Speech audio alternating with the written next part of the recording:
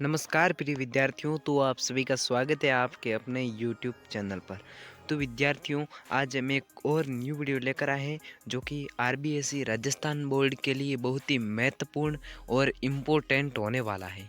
तो आज के इस वीडियो में हम जानेंगे कि बोर्ड परीक्षा में जो 10वीं और अभी 12वीं की जो बोर्ड परीक्षाएं होने वाली हैं, तो उसमें है वो हिंदी विषय की आप कॉपी है वो किस प्रकार से लिखे जिससे कि आपके हैं वो उस विषय में हिंदी में आपके 95% मार्क्स से ज़्यादा आए और आप है वो अच्छी तरह से उस विषय में टॉप कर पाए। तो आज के इस वीडियो में हम ये सभी डिस्कशन करेंगे और लास्ट में 3 ऐसे ट्रिक्स भी जानेंगे जिसका यूज़ करके है वो टॉपर बार बार है वो अपने सब्जेक्ट में है वो ज़्यादा से ज़्यादा मार्क्स लाते हैं। तो आप वीडियो में लास्ट तक बने रहे एंड इस वीडियो को लाइक कर दे और अभी तक चैनल पर न्यू है और चैनल को सब्सक्राइब नहीं किया है तो चैनल को सब्सक्राइब करके बेल नोटिफिकेशन को ऑल कर पर सेलेक्ट रखें, ताकि क्या होगा कि जैसे भी अब नोटिफिकेशन मिलते रहेगी कोई भी हम न्यू वीडियो डालेंगे तो चलिए इस वीडियो को कर देते हैं स्टार्ट। तो ये है आरबीएसई राजस्थान बोर्ड कक्षा 10वीं और 12वीं दोनों में से दोनों ही कक्षा की हैं। जो आपके हिंदी विषय की है वो आपको कॉपी है वो किस प्रकार से आपको लिखनी है, तो उसका लिखने का तरीका बताएंगे आज इस वीडियो में। तो आपके हैं वो कुछ इस प्रकार की कॉपी आती हैं। ये है आपके बोर्ड की कॉपी, ठीक है, जिसमें ये परीक्षक द्वारा प्रदत्त अंक कुछ बच्चे होते हैं जो कि यहाँ पर है वो प्रश्न संख्या लिख देते हैं और यहाँ पर है वो उत्तर लिख देते हैं। ऐसा आपको नहीं करना है। ये परीक्षक पद्धत द्वारा अंक यानी कि जो आप कॉपी लिखोगे और जो टीचर्स आपकी कॉपी चेक करेंगे वो इस प्रश्न के हिसाब से यहाँ पे वो नंबर देंगे। जो आपको नंबर मिलेंगे यहाँ पे आपको कुछ नहीं लिखना है। और प्रश्न संख्या यहाँ पे आपको है वो जो आपकी प्रश्न संख्या पेपर में दी गई है वो आपको यहाँ पे वो प्रश्न संख्या लिखनी है। और आपको प्रश्न है वो बहुत ही सुधार और साफ सुथरा लिखना है, ठीक है। यहाँ पे आपको जैसे कि यहाँ पे नहीं लिखा है कुछ भी, लेकिन आपको जैसे खंड अ है या ए है, ऑप्शन है, जो भी है वो आपको यहाँ पे लिखना है। जैसे खंड अ हो गया, फिर आपको नीचे से वो प्रश्न स्टार्ट कर देने हैं। कम से कम 1 से 2 लाइनें वो आपको ड्रॉप कर देनी है जिससे कि क्या है साफ सुथरा दिखाई देगा। और यहाँ पे आपको है वो एक लाइन प्रश्न या प्रय करके आपको नंबर 1 है तो 1 कर देना है, 2 है तो 2 कर देना है, 5 है तो 5 कर देना है। जैसे कोई भी आपका प्रश्न है तो उसकी संख्या लगा देनी है प्रय करके, या प्रश्न लिख सकते हो आप। और वो पूरी लाइनें आपको ड्रॉप कर देनी है जिससे कि क्या है आपका है वो टाइम बहुत ही कम है, टाइम बहुत ही कम मिलता है, इसलिए आपको टाइम का है वो सदुपयोग करना है और बहुत कम टाइम में आपको उस प्रश्न के आंसर लिखने हैं। क्योंकि अगर आप प्रश्न लिखने जाओगे तो आपका टाइम है बहुत ही ज़्यादा लगेगा और आप प्रश्न भी लिखोगे और उत्तर भी लिखोगे तो टाइम बहुत ही ज़्यादा लगेगा। इसलिए आपको प्रश्न करके उस लाइन को है वो ड्रॉप कर देना है जिससे कि टीचर समझ जाएगा कि ये उतना प्रश्न है। फिर जैसे इसमें पहले में कोई ऑप्शन दिए गए हैं, जैसे कोई ऑप्शन हो गए अब सदे में रिक्त स्थान में, तो वो ऑप्शन लिख देने आपको। जैसे पहले में पहले का है तो पहले में 1 कर दिया और फिर इसका उत्तर और ब कर दिया या से कर दिया, जो भी आपका राइट आंसर है वो इस प्रकार से लिखना है। यानी कि अब सदे के प्रश्न है वो मैंने आपको बताया कि इस प्रकार से आपको लिखने हैं और इस प्रकार का ही आपको ढंग सभी विषयों में रखना है जिससे कि क्या है आपको नंबर है वो बहुत अच्छी तरह से लिखना है, मिल जाएगा और बहुत अच्छी तरह से भी लिखना है। और ये देखिए 20-20 में है वो आपको एक एक लाइन ड्रॉप कर देना है। 1 लाइन 2 लाइन जितनी भी आप ड्रॉप कर सकते हो, 1 लाइन 2 लाइन आपको ड्रॉप करनी है जिससे कि क्या है अक्सर है वो आपको साफ सुथरे दिखेंगे और कॉपी भी बहुत ही अच्छी लगेगी। तो ये है अब सदे वाले, तो इस प्रकार से आपको लिखने हैं कुछ।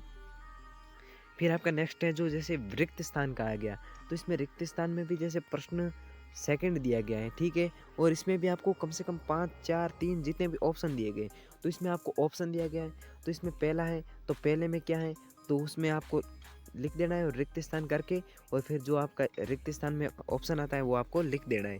फिर जैसे सेकंड में भी इसी प्रकार, थर्ड में, फोर्थ में भी इस प्रकार आपको जितने भी ऑप्शन दिए जाते हैं वो इसी प्रकार से आपको लिख देने हैं। फिर जैसे कोई प्रश्न आ गया कि आपको है उसकी परिभाषा लिखनी है या दोनों में अंतर स्पष्ट करना है, जो भी है। जैसे इसमें है कि संधि है, वो संधि किसे कहते हैं 1 नंबर में है, तो इसमें संधि किसे कहते हैं वो संधि के बारे में इतना सारा बता देना है और उसका आप 1-2 एग्जाम्पल भी बता सकते हो और उसके भेद भी बता सकते हो।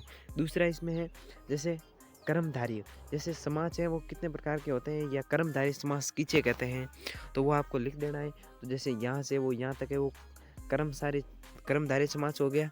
और फिर उसके बाद में यहाँ से हो गया बहुब्रीही समास, यानी इन दोनों में आपको अंतर स्पष्ट करना है, बहुब्रीही और कर्मधारय, तो यहाँ पर आप अंतर स्पष्ट कर सकते हो।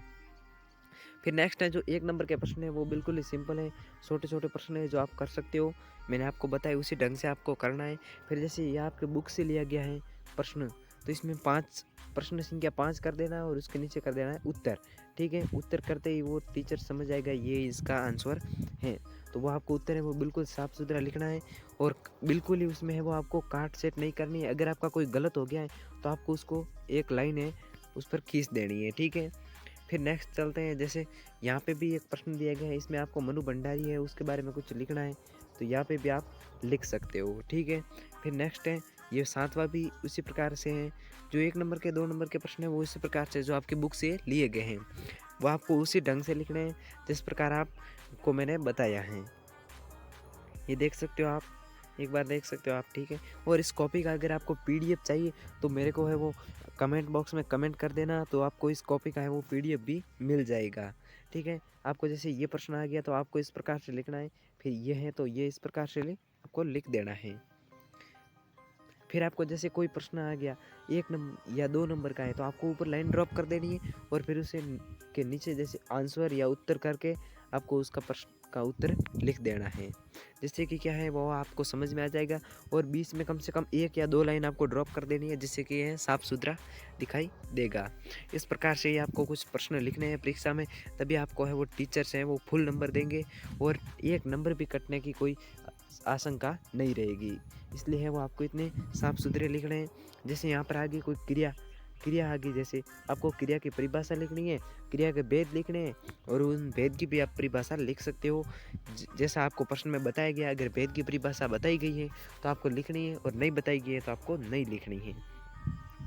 फिर नेक्स्ट चलते हैं, जैसे ये है तो ये कुछ इस प्रकार से जो मैंने आपको ऊपर बताया, जो आप देख रहे हो कि ये प्रश्न किस प्रकार से लिखने हैं, तो आप इस प्रकार से लिख सकते हो, ये मैं आपको बता रहा हूँ, ठीक है? फिर नेक्स्ट है, जैसे आपकी व्याख्या करने का कोई प्रश्न आता है तो आपको पहले लिख देना है प्रसंग। प्रसंग प्रसंग लिखने के बाद में कम से कम 4-5 लाइन में आपको प्रसंग लिख देना है और फिर उसकी है जो आपको दिया गया है पद्यांश या गद्यांश जो भी है उसकी आपको है व्याख्या करनी है। इतने सारे कम से कम आधे पेज में व्याख्या कर देनी है और फिर आपको उसका विशेष भी लिख सकते हो यहाँ पे। और विशेष आपको नहीं आता है तो कोई बात नहीं है, आपको जितना आता है उतना लिख सकते हो व्याख्या में।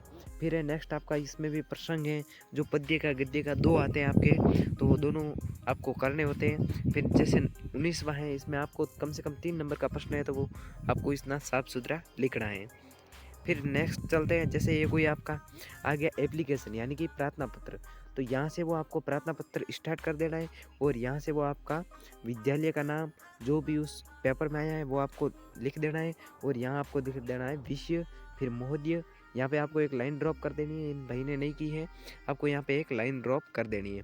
फिर जो भी आपका सविनय नवीन निवेदन है वो आपको बता देना है, फिर अतः वो बता देना। फिर आपका आज्ञाकारी शिष्य और सुरेश। एप्लीकेशन या प्रार्थना पत्र हमेशा पूरे पेज में लिखा जाता है, वो उसको आपको आधे पेज में नहीं लिखना है। फिर जैसे यहाँ पे आपको कोई विज्ञापन करना है तो विज्ञापन आप देख सकते हो, विज्ञापन है वो इस प्रकार से किया जाता है। नव सृजन के बारे में आपको विज्ञापन करना है तो वो आपको केवल एडवर्टाइजमेंट करना है, जिसे विज्ञापन ही कहते हैं।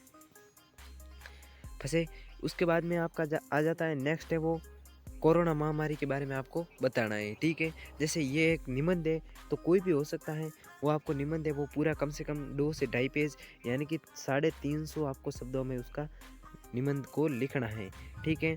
और फिर उसके बाद में जैसे भी आपके प्रश्न है वो समाप्त हो जाते हैं, पूरे के पूरे एंड हो जाते हैं, आपने कर लिए हैं सभी प्रश्न, तो वहाँ पे उसके बाद में आपको समाप्त या एंड कर देना है, ठीक है? जिससे कि टीचर समझ जाएगा कि आगे कुछ नहीं लिखा है, यहाँ तक कि उसका पेपर ही समाप्त हो गया है। और उसके बाद में जो भी ये खाली पेज बचे हैं तो उन पर आपको है वो क्रॉस या फिर एक लाइन आपको तिरछी खींच देनी है, जिससे कि आगे कुछ नहीं लिखा हो टीचर को समझ आ जाए। ये आप देख सकते हो कुछ इस प्रकार से वो आपको तिरछी लाइन है वो खींच देनी है, ठीक है?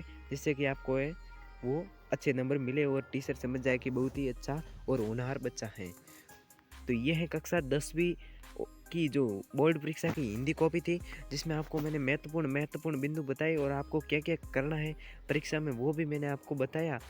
और आपको है वो 3 ट्रिक्स भी बता देता हूँ कि आपको है वो राइटिंग है बिल्कुल साफ-सुथरी लिखनी है और प्रश्न है, जो भी प्रश्न है उसको क्रम के अनुसार लिखने हैं, ठीक है? और थर्ड टिप्स है जिसमें आपको है वो बिल्कुल ही प्रश्नों को है अपने टाइम के हिसाब से लिखना है, आपको इधर-उधर नहीं देखना है, नकल नहीं करनी है, बिल्कुल ही टाइम मैनेजमेंट के साथ ही प्रश्नों का उत्तर लिखना है। तो अगर आप ये 3 टिप्स हैं वो यूज़ करते हो तो आप भी है वो 95 प्लस है वो अपने एग्ज़ाम में ला सकते हो। और अपने एग्ज़ाम की बहुत अच्छी तरह से तैयारी कीजिए क्योंकि एग्ज़ाम है वो बहुत ही नज़दीक आ चुके हैं। तो दोस्तों अब मिलते हैं नेक्स्ट वीडियो में, तब तक के लिए वंदे मातरम, जय हिंद।